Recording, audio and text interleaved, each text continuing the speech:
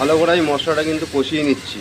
আদা, জিরে, লঙ্কা, গোটা ধনিয়া, গরম মশলা, এলাচ, লবঙ্গ, জয় জায়ত্রী দিয়ে ভালো করে আমি মশলাটা কিন্তু কষিয়ে নিচ্ছি। চট জলদি শর্ট টাইমে কিন্তু রেসিপি কিন্তু তৈরি হয়ে যাবে। এদিকে কিন্তু আমি চিকেনটাকে ভালো করে ভেজে তুলেছি, ভেজে পাত্রে রেখে দিয়েছি। চট জলদি শর্ট টাইমে রেসিপি দেখো ঝটপট তৈরি হয়ে যাবে। দিয়ে দেবো অল্প পরিমাণের মতো কিষান সস। কিষান সসটা দিয়ে একটু ভালো করে মশলাটাকে একটু কষিয়ে নেব। শর্ট টাইমে রেসিপি তৈরি হয়ে যাবে আজকে চিকেন কষা।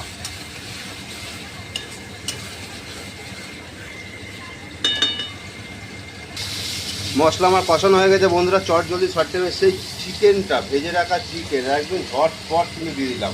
একদম শর্ট টাইমে কিন্তু দিয়ে দিলাম কড়াতে, একদম ঝটপট তৈরি হয়ে যাবে চিকেন কষা। একটু ভালো করে কষিয়ে নেব মাংসটা দিয়ে, নাহলে পরে কিন্তু যত কষাবে তত স্বাদ, না কষালে স্বাদ নেই। জানি না তোমরা কে কে ভালোবাসো আমার রেসিপি দেখতে। সব বন্ধুদের একটা কথাই বলবো, চট জলদি শর্ট টাইমে রেসিপি দেখতে হলে পরে আমার পেজটাকে ফলো করো, লাইক করো, কমেন্ট করো। তোমাদের কাছে অনেক অনেক রেসিপি আমি সামনে তুলে ধরবো। শর্ট টাইমের রেসিপি কিন্তু এরকমই কালার আসবে, এরকমই দেখতে হবে। দেখতে পাচ্ছ বন্ধুরা? বন্ধুরা ফ্লেভারের জন্য দিয়ে দেবো কি 4টে মতন গোটা কাঁচা লঙ্কা দিয়ে কিন্তু ভালো করে আমি আর একটু কষিয়ে নেব ঝটপট।